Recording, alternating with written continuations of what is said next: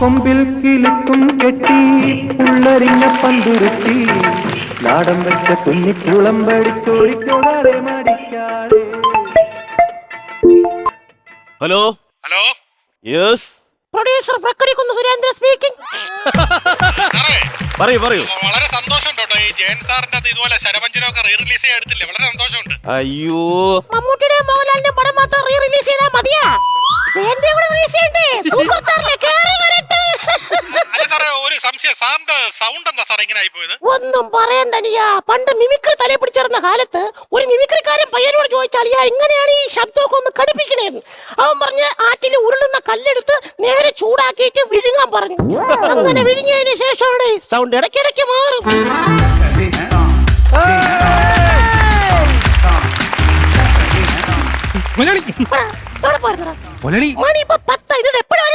അയ്യോ മുതലാളി കാര്യോടെ സംസാരിക്കില്ലേ? ഞാൻ വീട്ടിൽ നിന്ന് ഇറങ്ങി പകുതി ദൂരം വന്നപ്പോഴാണ് എനിക്കൊരു സംശയം.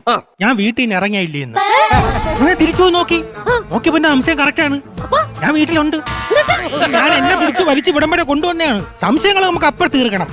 വേണം വേണം.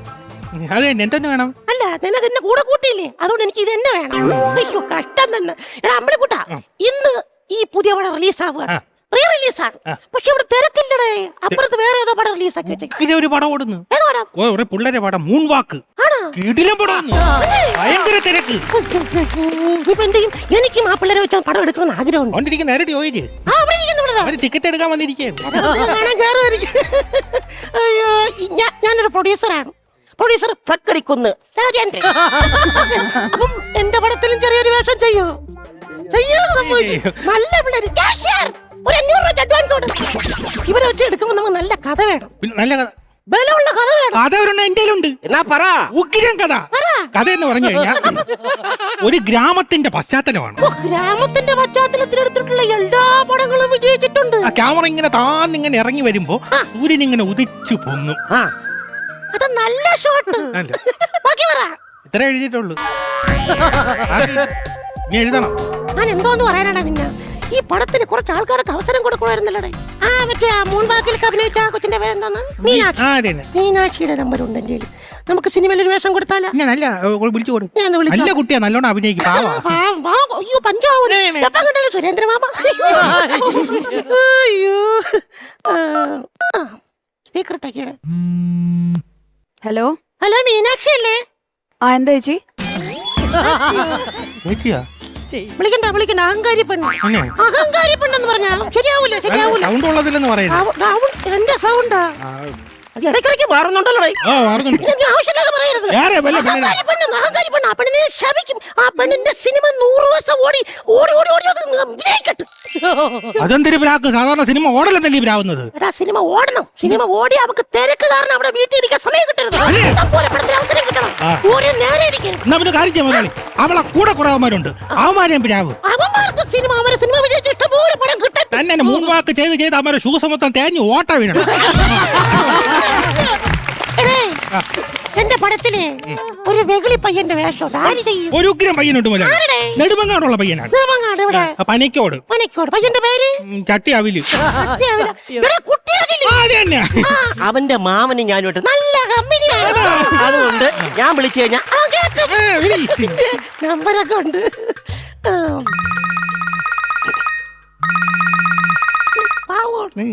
Hello hello, കുട്ടിയാകിലല്ലേ?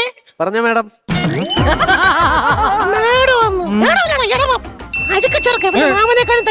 അതൊന്ന് സൗണ്ട് കേട്ടത്. മെസ്സേജ്. തിരക്കായോണ്ടാണ് മാഡം കട്ട് ചെയ്ത്. കുഴപ്പമില്ല, രാത്രി വിളിക്കാം. എവനോട് എപ്പോഴും ഡാൻസ് കളിക്കുന്ന ഒരു പെണ്ണുണ്ട് അമൃതയില്, എലീന പഠിക്കൽ. അവക്കൊരു മുന്നറിയിപ്പ് കൊടുക്കണം. നീ തീക്കൊള്ളി കൊണ്ടാണ് തലി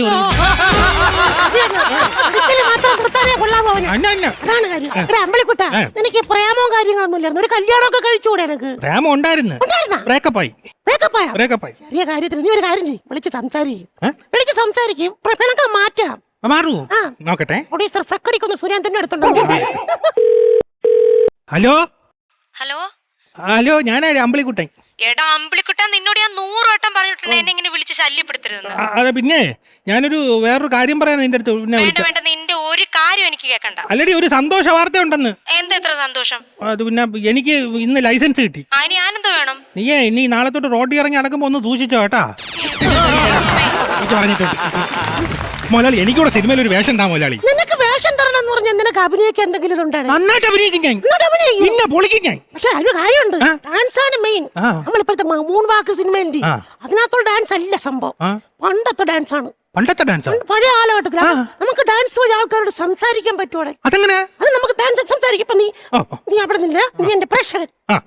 ഞാൻ ഡാൻസ് കളിക്കും. ആ. ഡാൻസ് കളിക്കും. നീ എന്റെ കൂട്ടുകാരൻ എന്തോന്ന് ചോദിച്ചോ, ഞാൻ ഡാൻസിനോട് ഉത്തരം പറയും. ചോദിക്കാം. ഹലോ, പണിയൊക്കെ ഉണ്ടാ? നാളെ ഉണ്ടോ? നമുക്കേ ഒരു ചെറുതെടുത്താലോ? ഞാനുണ്ടാ ഇല്ല, ഷെയറിട്ട് എടുക്കണം. നേരിട്ട് എടുക്കണോന്നാ യവന. ഇത് കൊള്ളാം. നമുക്ക് കാര്യവും പറയാനില്ലേ കാര്യം പറയാ. മുതലാളി? എനിക്ക് അഭിനയം, എനിക്ക് കൂടെ ചാൻസ് താ മുതലാളി. വാസന്തി ലക്ഷ്മി പിന്നെ ഞാൻ സിനിമ കണ്ടല്ലോ. അതിനകത്ത് മറ്റേ സായി കുമാറിന്റെ കഥാപാത്രം ഉണ്ടല്ലോ. തോമസ് സാറ് പാവവാ. അത് ഞാൻ പറയാം. പറയും. പറഞ്ഞു ഞാൻ നിന്നെ ഇങ്ങനെ പൊരിക്കും. കുരിക്കും. നീ ഭയങ്കര വില്ലനായിട്ട് അഭിനയിക്കണം. അഭിനയിക്കാം. ഓക്കേ ആണോ? തോമസ് സാറ് പാവാ. ഇത് വേണോ തോരത്ത് കുരിക്കൊല്ല? തോമസ് സാറ് പാവാ. തോമസ് സാറ് തോമസ് സാറ് പാവാ. തോമസ് സാറ് പാവാ. തോമസ് സാറ് പാവാ. തോമസ് സാറ് പാവാ. കേട്ടാ ആ എക്സ്പ്രഷൻ പറഞ്ഞോടാ മുഖത്ത്. എങ്ങനെയുണ്ട് മുതലാളി?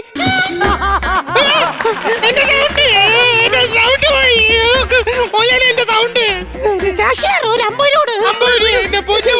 ഞാനിപ്പോ എന്ത് അറിയാതെ പറ്റിപ്പോയടാ. ഇന്നോട്ടി അമ്പിളി കുട്ടനല്ല, എന്നാ അമ്പിളി കുട്ടി. നമ്മള് സഹിക്കണമല്ലോ. തെണ്ടിപ്പട്ടി മുതലാളി.